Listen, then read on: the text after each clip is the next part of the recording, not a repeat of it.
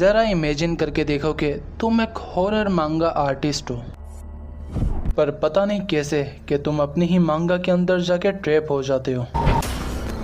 और आज की वीडियो के अंदर हम एक ऐसी ही मानवा को कवर करने वाले हैं, तो लेट्स बिगिन। कहानी की शुरुआत में हमें हमारे मेन कैरेक्टर को दिखाया जाता है जो कि बारिश के अंदर से अपने घर आया होता है और वो कांपते हुए दरवाजा खोल के अंदर जाता है और कहता है कि मॉम डैड मैं वापस आ चुका हूँ। उसके मॉम डैड भी उसे देख के खुश होते हैं कि वाह तो तुम वापस आ चुके हो। और उसका फादर कहता है कि जरा एप्रॉन पहन के अपनी मॉम के साथ सूप में मदद तो करवाना। पर इसकी मदर इसके फादर के सर पर मारकर कहती है कि फैन इसकी बातों पे ध्यान मत दो, ये बस बकवास करता रहता है। और उसका फादर भी कहता है कि अपने बेटे से मैं बात भी नहीं कर सकता और इसका पैर भी सस्पिशियस सा होता है। पर इसका फादर पूछता है वैसे बेटा वो ब्लाइंड डेट कैसी गई तुम्हारी। फैन घबराते हुए बताता है कि उसने कहा कि उसे सोचने के लिए कुछ टाइम चाहिए और इसीलिए मैंने बेहतर समझा कि मैं उसे फोर्स ना करूं इस चीज के लिए। जो सुन के इसके दोनों पेरेंट्स गुस्से में आ जाते हैं और मदर कहती है कि तो ऐसी बात है, पर तुम पूरी जिंदगी घर में बैठ के बस कॉमिक्स वगैरह नहीं बना सकते, समझते हो ना तुम इस चीज को। और इसीलिए तुम एक अच्छी लड़की ढूंढ के उसके साथ अपने फैमिली को आगे स्टार्ट करना चाहिए जिससे हम भी थोड़ा सुकून के अंदर आए। और इसकी मोम बहुत ही ज्यादा गुस्से में होती है जो देख के फैन भी वहां से निकल जाता है और वो जाके अपने फोन पे किसी मांगा का स्टेटस चेक करता है जो कि हिडाओ पे होती है। और फैन बताता है कि जिस दिन मैं यहाँ पे डैम स्केचिंग ट्रिप से वापस आ रहा था तो उसी दिन मैंने अपने टैलेंट को ही खो दिया। और अब मैं काफी अच्छे एक्सपीरियंस के साथ एक काफी अच्छा हॉरर मांगा सेलर भी था और अपनी पूरी लाइफ मैंने मांगास तो लिखी थी, पर पहली बार मैंने अपनी लाइफ के अंदर कोई घोस्ट देखा। और मुझे तो ये तक याद नहीं किया उस दिन मैं पानी में गिरा था या नहीं, या फिर मुझे किसी ने बचाया था, क्योंकि मैं इतने ज्यादा दर्द के अंदर था कि मैं तुम्हें बता नहीं सकता। और जब मैं वापस आया था तो मेरे हाथ पे एक पियर्सिंग हुई हुई थी जो कि मेरे फ्लैश के अंदर तक थी और वो मुझे बहुत ज्यादा दर्द दे रही थी। या तो फिर हम इसे कर्स मार्क कह सकते हैं, क्योंकि एक पैरासिटिक था। जब भी मैं अपना ब्रश उठाता था तो मेरा दिमाग ब्लैंक हो जाता था और इसे देख के बस मुझे यही लग रहा था कि मैं अब बस दिन गुजार रहा हूँ और जिस दिन ये मेरे पूरे हाथ पे फैला वह भी मैं मर जाऊंगा। पर एक मांगा आर्टिस्ट के लिए अपनी एबिलिटी को ही खो देना कोई मौत से कम नहीं है। और वैसे तो मैंने अपनी मेमोरी टैलेंट प्रॉफिट सबको लूज कर दिया था, पर साथ ही में मैं घर पे भी ट्रैप हो गया था। ऐसा नहीं कि मैं यहाँ से भागने की कोशिश नहीं करता था, जब भी मैं करता था तो जैसे मेरी आंख खुलती थी मैं इस घर के बेड पे होता था। और एक सच्चाई तो ये है कि मुझे अनाथ होना चाहिए था, क्योंकि ये जो कपल है ये मेरे पेरेंट्स नहीं है। और वह भी उसका फादर कहता है कि कैसा हो कि आज हम तुम्हें कुछ लड़कियों से इंट्रोड्यूस करवाएं जो कि सुटेबल होगी तुम्हारे लिए। नहीं नहीं कोई फायदा नहीं है, ये उन्हें भी यहाँ पे रिजेक्ट कर देगा, फालतू में अपनी इज्जत खराब मत करो। और ये सब सुनने के बाद फैन कहता है कि ये सारी स्क्रिप्ट ये सारे डायलॉग एक वीक से कंटिन्यूसली चलता जा रहा है और ये कपल मेरी ही कॉमिक का हिस्सा है। पर अब ऐसा लग रहा है कि मेरी कॉमिक एक नाइटमेयर बनती जा रही है और रियलिटी को इन्वेट करती जा रही है, क्योंकि इस कपल ने अब मेरे को छोड़ने का इरादा ही नहीं बनाया है, ये मेरे बिल्कुल पेरेंट्स बन चुके हैं। पर वह भी टीवी पे न्यूज आने लगती है कि अचानक से डाउनटाउन के अंदर काफी सारे लोग गुम होने लग गए, खास तौर पर लड़कियां। और हमें यहाँ पे कल्प्रिट का कोई भी क्लू अभी तक नहीं मिला, पर उसकी एक पिक्चर है जो कि ये है। और अगर आप में से किसी को भी ये दिखे तो प्लीज हमें यहाँ पे इन्फॉर्म कर देना। जो देख के फैन हैरान होता है कि ये सब चल क्या रहा है, ये न्यूज अभी तो नहीं आनी चाहिए थी। और वह भी उसकी टीवी वहाँ पे क्लोज होती है जो कि उसकी मॉम ने की होती है और उसका डैड उसकी मॉम दोनों उसके साइड में आके कहते हैं कि देखो बेटा हम तुम्हारा भला चाहते हैं, हम बस चाहते हैं कि तुम फैमिली और करियर जल्द से जल्द बनाओ, हम तुम्हें अकेला नहीं देखना चाहते। पर यह सुन के फैन कहता है कि मॉम डैड मत कहना कि आप लोग मेरे लिए वापस से लड़कियां लाए हो, क्योंकि मैंने आप लोगों को बताया है कि मैरिज कोई छोटी सी चीज नहीं है, वो अचानक से हम नहीं कर सकते। और ये सुन के उसके पेरेंट्स कहते हैं कि सन हमने ऑलरेडी ब्राइड को चूज कर लिया और अब तुम शादी तो करके रहोगे, क्योंकि ऑस्पिशियस डे काफी नजदीक आ चुका है। और वो उसके बालों को खींचने लग जाते हैं, जो देख के फैन कहता है कि मुझे जाने दो, मुझे नहीं करनी शादी और ये ऑस्पिशियस डे है क्या। पर एक मिनट, अब मुझे याद आया कि ये है क्या। यहाँ पे ऑस्पिशियस डे से पहले जो पेरेंट्स होते हैं, घोस्ट पेरेंट्स, वो यहाँ पे एक हैप्पीली मैरिड कपल को ढूंढते हैं और उनकी शादी के बाद वो उनकी बॉडी के साथ अपने को रिप्लेस कर देते हैं और ये करने के बाद वो उन्हें वहाँ पे इटर्निटी तक टॉर्चर करते रहते हैं। और जो उसका डैड होता है वो भी काफी अजीब सा एक्ट करने लग जाता है कि तुम्हें आज ही शादी करनी पड़ेगी, और ये उसे वहाँ पे फोर्स करने लगते हैं, उसके बाल खींचने लगते हैं। और इसकी मदर, मैं रात के 3 बजे वीडियो बना रहा हूँ और जो इसके डैड और मॉम होते हैं वो इसके ऊपर चीखने लगते हैं, इसे मारने लगते हैं। और ये देख के फैन कहता है कि ठीक है, मैंने प्रॉमिस किया कि मैं करूंगा, बस मुझे जाने दो चुपचाप। और वह भी ये सुन के ये लोग शांत हो जाते हैं और तेज तेज हंसने लग जाते हैं। पर वह भी वहां पे कोई आता है जो कि इन्हीं का क्लोन होता है और वो कह रहे होते हैं कि फैन बेटा हम वापस आ चुके हैं। पर फैन ये देख के हैरान होता है कि ये सब चल क्या रहा है। जो उसके फेक पेरेंट्स होते हैं वो उसके पेरेंट्स के पास जाके कहते हैं कि तुम्हारे कपड़े काफी गीले हो चुके और वैसे इस बोरे के अंदर तुम काम का सामान लाए हो ना। और वो उस बोरे के अंदर देखते हैं जिसके अंदर से एक लड़की निकलती है, जो देख के फैन कहता है कि इसके बारे में अभी अभी न्यूज़ पे बताया गया था, क्या यही थे वो लोग? और ये लड़की अभी तक यहाँ पे जिंदा है, ये लोग जिंदा को भी नहीं छोड़ रहे। और वो उससे वहाँ पे उल्टी आने लग जाती है ये सब देख के। और जो उसके पेरेंट्स होते हैं वो सब हंस रहे होते हैं कि हमें जिंदा ही चाहिए थी। पर फैन इस चीज के लिए बिल्कुल तैयार नहीं होता। पर उसके फेक फादर्स उससे पकड़ते हैं और कहते हैं कि चलो तुम्हें दिखाते हैं कि तुम्हारी ब्राइड कौन है। पर वह भी फैन का मार्क वहाँ पे जलने लगता है और उसके फादर का हाथ ही वहाँ पे जला देता है। और ये नोटिस करते सार फैन दूसरे के ऊपर अटैक करने ही लगता है, पर उसका वहाँ पे कोई सिल्क से हाथ पकड़ लेता है। और ये इसकी मदर सी होती हैं जो कहती हैं कि आहा, शादी के टाइम तो ऐसा तमाशा ना बनाओ फैन। और ये दोनों मिलके फैन को पूरे तरीके से पकड़ लेते हैं। फैन भी कहता है कि मैं इनसे लड़ सकता हूँ पर मैं इस सिल्क से नहीं आजाद हो सकता, कहाँ पे फंस गया हूँ मैं। पर जो उसके फादर्स होते हैं वो उन दोनों को वहाँ पे काफी ज्यादा क्लोज ले आते हैं और आई थिंक कि ये मर गई है बस। और उसकी मदर्स भी उसके पास आके कहती हैं कि देखो तो सही, तुम दोनों की जोड़ी कितनी कमाल दिख रही है। पर फैन इस चीज से खुश नहीं होता, जो देख के वो कहती हैं कि ओह तो तुम खुश नहीं हो, चलो एक सक्सियर वन के पास जाते हैं। और वो ताली बजाती है और उसके काफी सारे क्लोन्स काफी बोरे लेके आ जाते हैं। और इसका मतलब तुम्हें पता है कि क्या होगा। फैन बिल्कुल अकेला पड़ चुका है लाशों के भंडार के अंदर और ये सब उसके ऊपर हंस रहे होते हैं कि तुम किसी भी हाल में शादी यहाँ पे करके रहोगे फैन। पर फैन यहाँ पे टोटली अपनी हिम्मत खो देता है, पर उसका मार्क यहाँ पे ग्लो करने लगता है। पर जो उसका फादर होता है, फेक फादर, वो अपना रिचुअल स्टार्ट करता है, अपनी सोल निकालता है जो कि फैन को खाने वाली होती है। पर वह भी फैन अपने हाथ से आग निकाल के उसे ही वहां पे बीच से काट देता है। पर ये देख के ये सारे लोग उसके ऊपर एक साथ अटैक कर देते हैं, उसे पकड़ के उसका जो मार्क होता है उसे वहां पे पट्टी से बंद करने लगते हैं। पर फैन दरवाजे की तरफ इशारा करता है कि वो देखो कोई आया है, और वह भी दरवाजा खुलता है और कोई अंदर आती है जिसकी ऑरा ही काफी होती है। और ये कोई नहीं, वही ब्यूटी है जिसका तुम काफी बेसब्री से इंतजार कर रहे हो। वो अंदर आते सार कहती है कि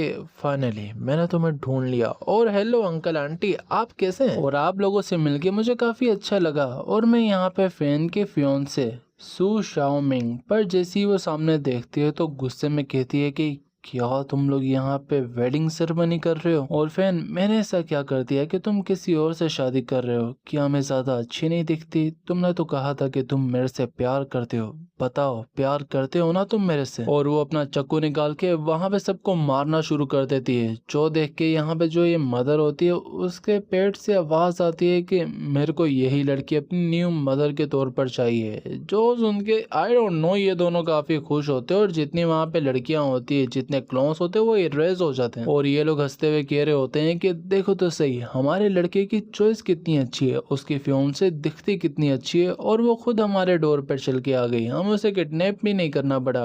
और फैन, अगर तुम पहले बता देते तो इतना तमाशा थोड़ी ना बनता। पर फैन इसे देख के कहता है कि पिंक हेयर, खूबसूरत आंखें, नाइफ, मेरी फियोंसे, ये सब हुआ कब? पर जो उसकी मदर होती है वो उसे अपनी तरफ खींचते हुए कहती है कि तुम फिक्र मत करो, हमने ऑलरेडी तुम्हें अपनी बहू मान लिया और फैन से कोई भी लड़की शादी नहीं करेगी तुम्हारे अलावा। और ये सुन के सू भी खुश हो जाती है कि आंटी, क्या आप सच कह रही हैं? आपका बहुत बहुत शुक्रिया।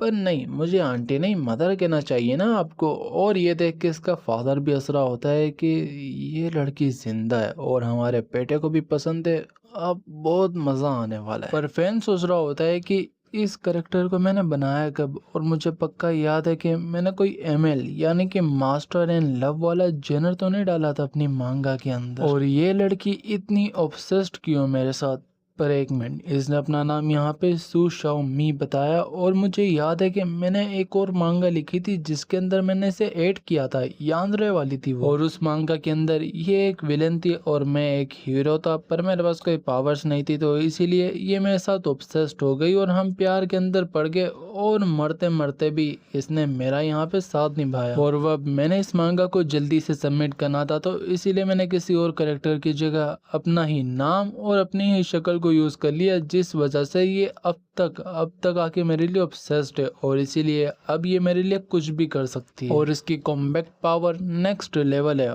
पर जो यहाँ पे ये घोस्ट पेरेंट्स है ना, ये यहाँ पे कोई की नहीं है, यानी कि कोई ट्रू बॉस नहीं है। जो ट्रू बॉस है वो यहाँ पे आगे जाके आने वाला है, जो कि इनका सन है, द कैमरा घोस्ट। और अगर मैं उसे नहीं हरा पाया तो मैं एंड में जाके मर ही जाऊंगा। पर अब मेरे पास शाओमी है तो मैं आराम से उसे हरा सकता हूँ। और पर मैं ये सोच रहा हूँ कि शाओमी इस घोस्ट स्टोरी के अंदर क्यों आई है वैसे। और इसने बताया था कि ये मुझे काफी टाइम से ढूंढ रही थी, और जो मेरे हाथ के ऊपर पैटर्न है वो भी बड़ा होता जा रहा है, तो इसका मतलब कि जितने कैरेक्टर्स आएंगे ये उतना ज्यादा बड़ा होगा। पर जो शाओमी होती है वो जाके उसे गले लगा लेती है कि फैन हम फाइनली एक साथ हो चुके हैं। और तुम्हें पता है कि मैं तुम्हें कितना मिस कर रही थी, हर दिन हर रात, पर अब बस तुम मेरे हो। और तुम्हें याद तो होगा कि तुमने वादा किया था मेरे से शादी का, कि उसके बाद तुम मुझे अपने घर लेके जाओगे, तो बताओ कब है हमारी शादी। और ये सुनते सर फैन को यहाँ पे मेमोरीज आने लग जाती है, जहाँ पे इसने शियाओमी से वादा किया था कि ये इससे शादी करके इसे अपने घर लेके जाएगा। और शियाओमी भी इसे बहुत जोर से गले लगा के पूछती है कि बताओ तो क्या तुमने मेरे से झूठ तो नहीं बोला था। पर इसके इतने जेंटल हक की वजह से फैन की यहाँ पे पसलियां टूट रही होती हैं, और वो कह रहा होता है कि अगर मैंने कुछ गलत कहा तो ये मेरी अम्मा बहन एक कर देगी। और वो उसे हक करते हुए कहता है कि ऑफ कोर्स मुझे याद है हमारा प्रॉमिस, मैंने तुमसे वादा किया था कि मैं तुमसे शादी करूंगा। जो सुन के शियाओमी भी खुश हो जाती है कि क्या तुम सच कह रहे हो, तुमने मेरे से झूठ नहीं कहा था, और जब तक तुम मेरे साथ हो मैं तुम्हारे लिए हर कुछ करने को तैयार हूँ। अपना फैन भी कहता है कि ऑफ कोर्स मैं भी तुमसे उतना ही प्यार करता हूँ जितना तुम मेरे से करती हो। पर जो उसकी मॉम होती है वो शियाओमी को बुलाती है। शियाओमी पूछती है कि क्या वो आंटी कुछ कहना है क्या। उसके पेरेंट्स कहते हैं कि देखो हमारे यहाँ पे फैमिली का एक रूल है, जो हमारी डॉटर इन लॉ होने वाली होगी उसे यहाँ पे एक स्पेशल सूप पीना होगा हमारे हाथों से। शियाओमी भी उस सूप को लेती है, और जिसे वो देखती है तो वो बिल्कुल रेड होता है, और वो कहती है कि ओह तो अब मुझे समझ आया कि ये आपकी लेग से बना है। आई डोंट नो कि ये क्या करना चाह रहे हैं। और शियाओमी एक इविल स्माइल के अंदर कहती है कि ओह तभी मैं सोचूं कि इस सूप का नाम कट फ्लेश लव क्यों है, और इससे इतनी अच्छी खुशबू कैसे आ रही है। और फिर वो सूप को पीती है, और उसके हाथ से बाउल गिरता है क्योंकि इसकी हालत खराब हो रही होती है। और जैसे ही वो गिरने वाली होती है तो फैन उसे आके पकड़ लेता है। शियाओमी कहती है कि फैन तुम्हें तो पता था ना कि सूप के साथ प्रॉब्लम है, तो तुमने मुझे रोका क्यों नहीं। क्या तुम मेरे से प्यार नहीं करते, क्या तुम मुझे छोड़ना चाहते हो। फैन कहता है कि अब मैं कैसे बताऊं इसको। और वैसे तो जो शियाओमी की स्ट्रेंथ है वो सूप से काफ़ी ज़्यादा है, तो वो इसके ऊपर इफेक्ट नहीं करने वाली। वो ये एब्सोल्युटली यहाँ पे एक्टिंग कर रही है, और इसके रिएक्शन को देख के घोस्ट पेरेंट्स समझेंगे कि ये सच में इनके कंट्रोल में आ चुके हैं, और वो कैमरा घोस्ट को भी बाहर निकालना शुरू कर देंगे। और ये भी एक्टिंग करने लगता है कि शियाओमी अगर मुझे पता होता तो मैं तुम्हें रोकता ज़रूर, कसम से मुझे भी नहीं पता था, और कैसे हो सकता है कि मैं तुम्हें धोखा दूँ। और ये सुनते सार ये दोनों यहाँ पे इनके जाल के अंदर आ जाते हैं कि आहा देखो कितने अच्छे लग रहे हैं एक साथ, और चलो हम सब अब एक बनते हैं। और ये सुन के यहाँ पे शियाओमी भी खुश हो जाती है कि क्या सच में हम सब एक बनने वाले हैं। मेरे को काफी शर्म आ रही है, मैं तैयार नहीं हूँ इस चीज के लिए। पर ये दोनों पता नहीं क्या कर रहे होते हैं, और एक दूसरे के अंदर ही मिल जाते हैं। और इन दोनों के फ्यूजन के बाद निकल के आता है यही कैमरामैन को, जिसे देख के अपना फैन हैरान होता है कि तो फाइनली ये आ चुका है। और मुझे पता है कि ये काफी ज्यादा पावरफुल भी है। और कैमरामैन घोस्ट भी उनके पास आके कहता है कि आहा देखो एक परफेक्ट पेयर, सबसे पहले मैं तुम्हारी वेडिंग की पिक्चर लूंगा, उसी के बाद हम सब यहाँ पे एक परफेक्ट फैमिली बनेंगे। और इसी के साथ हमें फ्लैशबैक में लेके जाया जाता है जहाँ पे फैन इसकी स्टोरी बना रहा होता है और कहता है कि इसकी स्टोरी को मैं अपने ही एक्सपीरियंस के ऊपर बेस रखूंगा, मतलब अपनी ही लाइफ के ऊपर बेस रखेगा। और इसी के साथ कैमरामैन घोस्ट की स्टोरी शुरू होती है यहाँ से। तो जब कैमरामैन घोस्ट यहाँ पे बच्चा था, अब यहाँ पे एक ऑर्फन था और एक वॉलफेयर के अंदर ये पल रहा था। और जब भी ये किसी बच्चे को अपने माँ बाप के साथ खेलता हुआ देखता था तो ये अपनी जेलिसी को कंट्रोल नहीं कर पाता था, क्योंकि ये भी माँ बाप का प्यार चाहता था। पर बड़े होकर इसने चूज किया कि ये एक वेडिंग फोटोग्राफर बनेगा और दूसरों की हैप्पी मूवमेंट्स को अपने कैमरे के अंदर कैप्चर करेगा। पर बार बार क्लिक करने की वजह से ये अपने से सवाल पूछने लगा कि पर क्यों, मैं ही क्यों यहाँ पे खुश नहीं हूँ और मुझे समझ नहीं आता कि मैं ही अकेला क्यों इस दुनिया के अंदर। और इसके बाद इसने चूज किया कि ये यहाँ पे हैप्पी कपल्स को हंट करेगा और उनकी फोटोज वगैरह को ऐसे कैप्चर करके उस प्यार को कमाने की कोशिश करेगा जो कि इसे कभी मिला नहीं। पर ये जानता था कि ये करने से कोई फायदा नहीं होने वाला इसे कभी, और इसीलिए इसने अपने को पुलिस के हवाले कर दिया पर मरा हुआ। और इसी तरह इसकी स्टोरी यहाँ पे एंड हो गई और हमें वापस से करंट टाइम में लेके जाया जाता है जहाँ पे वो बिल्कुल उनके सामने कैमरा लेके खड़ा होता है। पर फैन उसे कहता है कि लिन शुआन, तुम्हें लगता नहीं कि तुमने काफी घटिया लाइफ जी है? जो सुन के वो हैरान हो जाता है कि तुम्हें मेरा नाम कैसे पता? फैन कहता है कि तुम यहाँ पे मेंटली डिस्टर्ब थे, तुम एक ऑर्फन थे और तुमने बहुत अकेले में जिंदगी गुजारी। और जब तुम बच्चे थे तो तुम दूसरे बच्चों को देख के जिन्हें अपने माँ बाप से प्यार मिलता था, तुम हमेशा फैंटेसाइज करते थे कि तुम वो बच्चे क्यों नहीं हो, तुम हमेशा जेलस होते थे। जो सुन के ये कहता है कि प्लीज बस कर दो, मैं और नहीं सुनना चाहता। पर फैन कंटिन्यू रखता है कि मुझे ये भी पता है कि जब तुम बड़े हुए तो तुम एक वेडिंग फोटोग्राफर बने और दूसरों को देख के खुश तुम अपने इमोशंस पे कंट्रोल ना रख पाए और उसके बाद तुम एक पागल इंसान बन गए जो कि बस प्यार की तलाश में था, एक अंधा प्यार। और तुम कुछ नहीं, बस एक घटिया इंसान हो जो कि अपनी पूरी लाइफ झूठे प्यार, हैप्पीनेस, लव के पीछे भागता रहा। जो सुन के कैमरामैन घोस्ट कहता है कि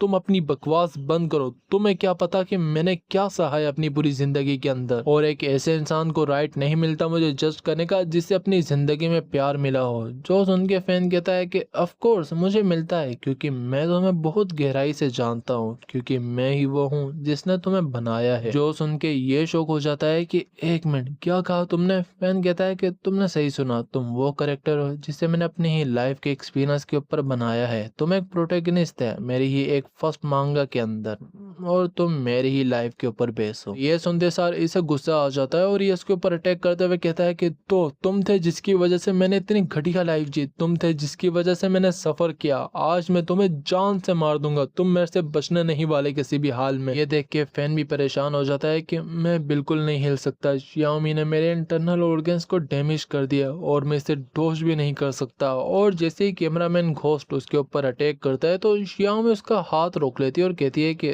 तुम वर्दी नहीं हो इसे मारने के, और तुम्हें पहले से ही पता था ना कि मैं एक्टिंग कर रही हूँ। फैन कहता है ऑफ कोर्स, और देखो अब मामला बराबर हुआ तो मेरे पे गुस्सा मत करना। वो भी उसे छेड़ती है जो देख के ये गुस्से में आ जाता है कि तुम दोनों मेरे सामने यहाँ पे मोहब्बतों की बातें कर रहे हो और अब तुम दोनों मेरे पेरेंट होस्ट बनने के लायक नहीं हो, तो तुम दोनों अब मेरे हाथों से मरने वाले हो। जो सुन के शियाओमी कहती है कि ओहो ऐसी बात है, अगर मैंने इसे मार दिया तो तुम मेरे साथ जाओगे ना? फैन कहता है कि ऑफ कोर्स, पर वो क्लोन उनके ऊपर अटैक कर देते हैं। शियाओमी कहती है कितनी घटिया बात है कि तुम मुझे टच करना चाह रहे हो और अब तुम सब मेरे से दूर हो जाओ। और ये ट्रांसफॉर्मेशन मुझे काफी अच्छी लगी पर्सनली। और वो अपने अंदर से किसी तरह के स्पाइक्स को निकाल के उन सबको अपने से दूर करती है, जो देख के फैन भी हैरान होता है और ये काफी सेक्सी लग रही होती है इस लुक के अंदर। और ये फैन से पूछती है कि बताओ तो सही कैसी लग रही हूँ मैं? पर फैन बेचारा शर्मा आ जाता है, पर वह भी उनके ऊपर वो कैमरामैन अटैक कर देता है। फैन कहता है कि शियाओमी जल्दी से मुझे उठा के ऊपर फेंको। शियाओमी भी वैसा ही करती है और वह भी वो कैमरामैन अपना कैमरा यूज करके पूरे टाइम को वहां पे फ्रीज कर देता है, पर किसी तरह फैन बच जाता है और वो आकर उसके पीछे लैंड करता है। उसके हाथ का मार्क वहां पे रिएक्ट करके खुद से चाकू को उठा के उसकी तरफ पॉइंट कर देता है, जिसकी वजह से वो वहां पे जितने भी उसकी पिक्चर्स वगैरह होती हैं वो निकल जाती हैं जो कि उन क्लोन्स की वेडिंग की होती हैं, और उनमें से एक की तरफ वो सारे बढ़ते हैं जो कि उनकी ओरिजिनल फोटो होती है। और ये देख के वो सारे लोग वहां पे पे रो रहे होते हैं और जितनी भी उनकी सोल्स होती हैं वो वहाँ से जाने लगती हैं। और फैन भी कहता है कि अब जाओ, ले लो अपना रिवेंज जो तुमने लेना था। और जितने भी घोस्ट होते हैं वो सारे उसे अपने साथ लेके जा रहे होते हैं। ये बस चीखे मार रहा होता है और एट द एंड इसे यहाँ से ले जाते हैं। और उसके जाते सार यहाँ पे फैन के हाथों पे जो मार्क होता है उससे एनर्जी निकलने लगती है, स्ट्रेंथ सी, और जो उसकी आंख होती है वो भी रेड हो जाती है। और ये देख के फैन कहता है कि ओह, तो मुझे डेथ फ्रीज मिला है। और वो उसे वहाँ पे फिक्स करता है और फिर अपनी आंख को जब देखता है तो उससे ब्लड निकल रहा होता है। फैन कहता है कि ये उस मॉन्स्टर के पास एबिलिटी थी जो कि इसे डेथ फ्रीज कहता था, और इसे मैं मेंटेन बस 3 सेकंड्स के लिए रख सकता हूँ, और ये मेरी काफी क्रिटिकल मूवमेंट्स के अंदर भी काम आ सकता है। पर शियाओमी भी नॉर्मल हो जाती है और कहती है कि तुम्हारी आंख को क्या हुआ, ब्लीडिंग क्यों हो रही है, बताओ तो सही। अपना फैन कहता है कि नहीं नहीं, कुछ नहीं हुआ, मैं बिल्कुल ठीक हूँ, और किसी चीज को पाने के लिए किसी चीज को खोना भी पड़ता है। और जितना मुझे समझ आया कि ये जो मेरे हाथ पे पैटर्न है ये सामने वाले मॉन्स्टर्स की एबिलिटी को अब्सॉर्ब करके मुझे दे सकता है और फिर उनकी स्किल्स को मैं यूज कर सकता हूँ। पर वैसे शियाओमी, तुम मांगा को लीव करके यहाँ पे कैसे आई? शियाओमी कहती है कि तुम ही तो थे जिसने मुझे यहाँ पे उठाया था। जो सुन के वो हैरान हो जाता है। शियाओमी कहती है कि क्या क्या तुम यहाँ पे भूल चुके हो? क्या तुमने मेरे से झूठ कहा था? क्या तुमने जो प्रॉमिस किया था वो झूठ था? और अगर ऐसी बात है तो आज तुम मेरे हाथों से मरने वाले हो। पर वह भी फैन उसे पकड़ता है, उसे किस कर देता है, और जितना मामला होता है वो सारा यहाँ पे ठंडा हो जाता है। वाह, ऐसी लाइफ हमें भी मिलनी चाहिए ना, हम भी डिजर्व करते हैं। पर जो फैन का मार्क होता है वो उसकी पूरी बॉडी पे वहाँ पे फैलने लग जाता है, जिसकी वजह से उसे काफी ज्यादा वहाँ पे पेन होने लगता है और वो नीचे गिर जाता है। शियाओमी भी पूछती है कि तुम्हारे फेस को क्या हुआ है? और हमारे फैन के आधे चेहरे के ऊपर वो मार्क वहाँ पे भर गया होता है, और फैन को भी यहाँ पे पूरी बॉडी में काफी ज्यादा दर्द हो रहा होता है। पर ये शियाओमी नहीं रुकती, वो उसके पास आते हुए कहती है कि ये पैटर्न तुम्हारी लाइफ को एब्सॉर्ब करी जा रहा है, और इसे फीड करने के लिए तुम्हें दूसरे घोस्ट की पावर चाहिए होगी। पर वैसे मैं तुम्हारी मदद कर सकती हूँ, क्योंकि मैं यहाँ पे घोस्ट हूँ जिसकी जो पावर है, घोस्ट पावर, वो सबसे ज्यादा स्वीटेस्ट है। तो क्या कहते हो कि हम शुरू करें? अपना फैन कहता है कि नहीं नहीं नहीं नहीं, मैं अभी इस चीज के लिए तैयार नहीं हूँ। और सबसे पहले तुम्हें पता कैसे कि ये पैटर्न है क्या, और मतलब ये सब हो कैसे रहा है, तुम कैसे आए कॉमिक से बाहर, मुझे सारा सच जानना है, तुम ये तो बताओ पहले। शियाओमी कहती है कि तुम ही तो थे जिसने मुझे अवेकन किया था। फैन वापस से कंफ्यूज हो जाता है। शियाओमी गुस्से में कहती है कि तुमने वादा किया था कि तुम मेरे से शादी करोगे, कहना मत कि तुम प्रॉमिस को भूल चुके हो। फैन कहता है कि नहीं नहीं, ऐसी बात नहीं है, मेरे को यहाँ पे ना थोड़ी बहुत मेमोरी इश्यूज हो रहे थे तो इसीलिए मैं तुमसे पूछ रहा था। और वैसे मैं हमारा प्रॉमिस नहीं भूला, वो मुझे याद है, और मैं बस देखना चाहता हूँ कि ये मुझे बताती क्या है। और बस मुझे यही बताए कि ये जो मैंने कैरेक्टर्स बनाए थे ये बाहर आने लग गए हैं। और शियाओ में भी कहती है कि ओह सच में? अपना फैन कहता है कि ऑफ कोर्स, और बस मुझे यही याद है कि उस दिन वो डैम एक्सप्लोड हुआ था और मेरे हाथ में ये पैटर्न अपीयर हुआ था, और इसके बाद मैं शायद से इस लूप के अंदर फंस गया था और मैंने तुमसे वादा किया था, बस मुझे यही याद है। पर क्या तुम बता सकती हो आगे? शियाओमी कहती है कि उस दिन ऐसा कुछ हुआ था कि मैं भी तुम्हें एक्सप्लेन नहीं कर सकती। उस दिन अचानक से पता नहीं कैसे एक बड़ी सी रेड आई थी और जो डैम था वो टूट गया था और उसके अंदर से काफी सारे मॉन्स्टर्स आए थे, जिसके बाद तुमने मुझे समन किया था। फैन कहता है कि तो तुम यहाँ पे वो क्लाउन से लड़ी थी मुझे बचाने के लिए जो कि चेनसो वाला है, और ये जो चेनसो क्लाउन है ये भी कैमरामैन घोस्ट की तरह एक कैरेक्टर है जिसे मैंने खुद से बनाया था। और उनके अलावा भी यहाँ पे काफी सारे कॉमिक्स से निकल गए होंगे अब तक। पर शियाओमी कहती है कि हाँ मैं ही थी वो जिसने उस दिन तुम्हें बचाया था, और करते भी क्यों ना, मैं तुमसे प्यार जो करती हूँ। और ये सब सुनने के बाद फैन कहता है कि अब मुझे समझ आया कि यहाँ पे सब चल क्या रहा है। उस दिन कॉमिक से जितने भी मॉन्स्टर निकल के आए थे और मुझे सराउंड कर लिए थे तो मेरे पास कोई चारा नहीं बचा था और मैंने शियाओमी को बुलाया था, और जितनों को भी मैंने ड्रॉ किया है अभी तक वो सब मेरी जान लेना चाहते हैं शियाओमी के अलावा। पर ये शियाओमी से पूछता है जब मैं उठा था तो तुम मेरे साथ क्यों नहीं थी? क्योंकि जैसे मैं उठा था तो यहाँ पे इम्प्रिजन इंजन ब्लोविट ट्रिगर हो गया था, और क्या तुमने तो मुझे यहाँ पे नहीं छुपाया था? शियाओमी कहती है, ओहो, तो तुम मेरे पे शक कर रहे हो, पर एक किसके साथ? मैं सब कुछ तो नहीं बताने वाली। फैन भी कहता है कि ये कैसे पॉसिबल हो सकता है कि मैं तुम पे शक करूं, और मुझे पता है कि तुमने मुझे यहाँ पे इसीलिए छुपाया था कि मैं दूसरी एनोमली से बचा रहूं, और मेरे को ये भी पता है कि ये सब मैंने यहाँ पे अरेंज किया था मेमोरी को लूज करने से पहले, क्योंकि मैं शियाओमी के अलावा किसी पे भी यकीन नहीं कर सकता, और इस लूप के अंदर आने के बाद जितने स्ट्रोंगर मॉन्स्टर्स थे वो मेरी तरफ नहीं आ सकते थे। पर शियाओमी से पूछता है कि पर तुम मुझे बचाने के बाद मुझे छोड़ के क्यों चली गई थी? शियाओमी डरते हुए कहती है कि क्योंकि वो मुझे चेस कर रहा था, और कोई चांस से नहीं बनता था मेरा उससे बच के भागने का। फैन पूछता है कि ऐसा कौन है जिससे तुम डर रही हो? क्योंकि शियाओमी के चेहरे पे मैंने कभी एक्सप्रेशन देखा नहीं, और ये काफी पावरफुल भी है। पर शियाओमी बताती है कि उसकी ऑरा यहाँ पे इतनी पावरफुल थी कि मैं सफोकेट कर रही थी, और तुम भी बेहोश हो गए थे, तो मेरे पास कोई चारा नहीं बचा था तुम्हें इस डोमेन के अंदर छोड़ के जाने के अलावा। पर जब मैं वापस आई तो तुम वहाँ पे नहीं थे। और ये सब सुनने के बाद फैन कहता है कि शियाओमी ने जो डर दिखाया वो कोई फेक नहीं था। डेफिनेटली वो चीज यहाँ पे कोई ऑर्डिनरी चीज नहीं है, वो काफी ताकतवर है। शियाओमी और एक्सप्लेन करती है कि अगर तुम उसके नजदीक होगे तो उसकी ऑरा से ही तुम यहाँ पे बिल्कुल ठंडे पड़ जाओगे, तुम कुछ सोच नहीं पाओगे, तुम कुछ भी कर नहीं पाओगे। पर फैन बोलता है तो ये सोर्स हो सकता है।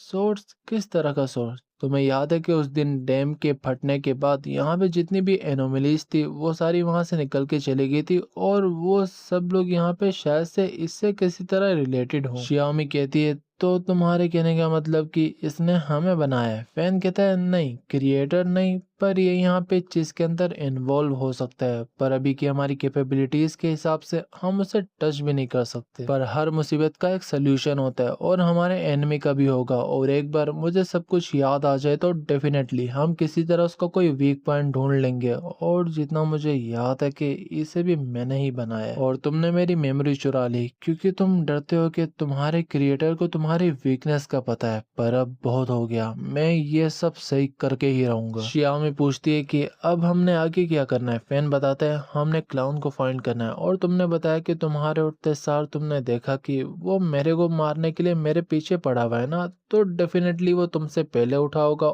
और उसे तुमसे ज्यादा पता होगा, और शायद से क्लाउन को उसके बारे में भी पता हो। हम किसी तरह उसके मुंह से उगलवा लेंगे, और यही हमारे लिए हर दरवाजे की की बनने वाला है। पर श्याओमी पूछती है कि वैसे हम क्लाउन को ढूंढ लेंगे कहाँ पे, तुम्हें कुछ पता है? फैन बताता है कि मेरे को जितना उसका प्रोटोटाइप याद है वो था the down and out clown from the truth circus, और जब मैंने उसे ड्रॉ किया था तो मैंने उसके ऑब्सेशन को सक्सेस के साथ भी बहुत ज़्यादा रखा था, तो वो अपने प्रोटोटाइप के पास वापस ज़रूर जाएगा, और उसको फाइंड करने के बाद हमें काफ़ी चीज़ों का पता भी चलने वाला है। पर श्याम पूछती है तो वो हमें मिलने कहाँ वाला है? फैन बताता है वो अपने ट्रूथ सर्कस के अंदर ही होगा, जहाँ पे वो अभी नया शो होस्ट कर रहा होगा, और अभी टाइम है उसके ऊपर छापा मारने का। और मैटर नहीं करता कि वो कितना ताकतवर है, मैं अपनी वो लाइफ लेकर आऊंगा जो कि मुझे बिलोंग करती है। और इसके बाद वो लोग सर्कस भी चले जाते हैं और सीधा अंदर एंटर कर जाते हैं, जहाँ पे जितनी ऑडियंस होती है वो सारी स्टेज को देख के रो रही होती है, क्योंकि स्टेज के ऊपर वही क्लाउन, हम इसे जोकर कहेंगे, जो कि ज्यादा अच्छा साउंड करेगा, वही जोकर अपना न्यू यहाँ पे परफॉर्मेंस अटेंड कर रहा होता है, जो कि तुम्हें पता है कि कौन सी होने वाली है। और ये कहता है कि वेलकम आप सबका मेरे ट्रूथ सर्कस के अंदर। और इसके बाद वो अपनी परफॉर्मेंस शुरू करता है, कुछ नाइफ्स उस लेडी की तरफ फेंकता है, जिसकी वजह से उस लेडी की हालत काफी खराब हो जाती है, और ना चाहते हुए भी ऑडियंस को यहाँ पे तालियां बजानी पड़ती है। और जोकर कहता है कि आप सबके इतने ज्यादा प्यार का बहुत बहुत शुक्रिया, पर अब मैं एक और अपनी मैजिक ट्रिक को दिखाने वाला हूँ, जिसके लिए आप में से किसी का मेरे को जरा सहारा चाहिए। और ये कहीं से तो चेनसो निकाल के लाता है और कहता है कि मेरी ऑडियंस में से कौन सा एक वॉरियर है जो कि मेरा यहाँ पे स्टेज पे आके साथ देना चाहेगा। पर इनमें से कोई भी राजी नहीं होता, जो देख के ये गुस्सा हो जाता है कि क्या कोई नहीं आना चाहता। पर वह भी फैन कहता है कि मैं तैयार हूँ, जो देख के ये खुश हो जाता है कि वाह जेंटलमैन, ये तो काफी अच्छी बात है, तो जल्दी से स्टेज के ऊपर आ जाओ। और ये तो वही कपल है ना जिसे मैंने डैम के पास देखा था और ये मेरे से बच के भाग गए थे। पर अब खुद मौत को दावत दे रहे हैं, मैं क्या करूं। पर शियामी उसे रोकती है कि तुम नहीं जाओ, मैं तुम्हारी जगह चली जाती हूँ। फैन कहता है कि फिक्र मत करो और बस क्लोजली देखना। और मेरे को याद है कि ये जो इसके पास चेनसो है, ये यहाँ पे clown fight from the night थी और इस चेनसो से इसने अपने को ही मार दिया था उस रात। और वैसे भी इस बार मेरे पास डेथ फ्रीज है और शियामी भी मेरे साथ है। और एक और इम्पोर्टेंट चीज के मेरा पेट्रन इसके घोस्ट पावर को खाना चाहता है, पर वो जोकर कहता है कि देख के लग रहा है कि तुम इसके अंदर काफी इंटरेस्टेड हो। ये मेरा चेनसो एक काफी ओल्ड फ्रेंड है जिसने मेरी काफी मदद की है काउंटलेस चीजों के अंदर। पर फिर वो अपनी मैजिक ट्रिक को यूज करके फूल निकालता है और शियामी को देते हुए कहता है कि ब्यूटीफुल लेडी, स्टेज के ऊपर थोड़ी सी डेंजरस चीजें होने वाली हैं, तो मैं आपसे रिक्वेस्ट करता हूँ कि बेशक जो भी हो जाए आप हमें स्टॉप करने की कोशिश करना भी मत। पर शियामी गुस्से में कहती है कि जहाँ पे फैन है वहां पे मैं हूँ। जोकर भी स्टेज के ऊपर वापस चले जाता है और कहता है कि सर प्लीज आप मेरी मैजिक ट्रिक के लिए इसके अंदर कदम रखें और फिक्र मत करें, ये बस एक मैजिक ट्रिक है। फैन भी अंदर झांकता है जहाँ पे उसकी काफी अजीब अजीब फोटोज होती है और देन फैन उसके अंदर लेट जाता है, पर इसका मार्क रिएक्ट कर रहा होता है। और फैन भी जोकर को कहता है कि देख के लग रहा है कि तुम्हारा ओल्ड फ्रेंड काफी नर्वस है। जो सुनकर जोकर को गुस्सा आ जाता है कि नर्वस, ये यहाँ पे काफी एक्साइटेड है और तुम्हें इसका बहुत जल्द पता चलने वाला है, बस तुम देखते रहो। और फिर वो फैन को बंद करके अपनी चेनसो को यूज करने ही वाला होता है, पर वह भी फैन के मार्क से पावर निकलती है जो कि उसे रोक देती है। और फैन कहता है कि देखा, मैंने कहा था ना कि ये नर्वस है क्योंकि ये मुझे रिकॉग्नाइज करता है। और जोकर की चेनसो उसके हाथ से निकल के फैन के पास चली जाती है और फैन कहता है कि देख के लगता है कि तुम्हारा ओल्ड फ्रेंड मेरे साथ रहना चाहता है। जोकर की फटके चार हो गई होती है और वो माफिया मांग रहा होता है कि लॉर्ड मास्टर प्लीज मेरे को माफ कर दे और मैंने हार मानी, मैं हार चुका हूँ, मैं सच में गलत था। फैन बोलता है कि ठीक है, तो तुम मुझे बताओ कि उस दिन डैम के पास हुआ क्या था। जोकर कहता है कि ठीक है मैं सब बताता हूँ, पर ये कुछ और ही प्लान कर रहा होता है जिसका फैन को भी पता होता है कि ये कभी बाज नहीं आएगा, वापस अपनी वही पुरानी ट्रिक्स यूज कर रहा है। और जोकर भी अपने मुंह में स्मोक ग्रेनेड लाके वहां पे धुआं करता है और वहां से भागने की कोशिश करता है। अपना फैन शियामी को आवाज देता है, शियामी उसे पकड़ लेती है अपने वही जालों से और फैन उसके पीछे आगे कहता है कि मैंने तुम्हें चांस दिया था पर तुमने वो वेस्ट कर दिया। और इसी के बाद जो हमारा चैप्टर होता है वो फाइनली यहाँ पे खत्म हो जाता है। और आई होप कि तुम्हें वीडियो पसंद आई होगी, और अगर आई तो जाके वीडियो को लाइक करो, चैनल को सब्सक्राइब करो, और अगर चाहो तो इंस्टाग्राम पे भी फॉलो कर सकते हो। और अगली वीडियो यहाँ पे वूजी की मानवा पे होने वाली है, तो तब तक के लिए सायोनारा।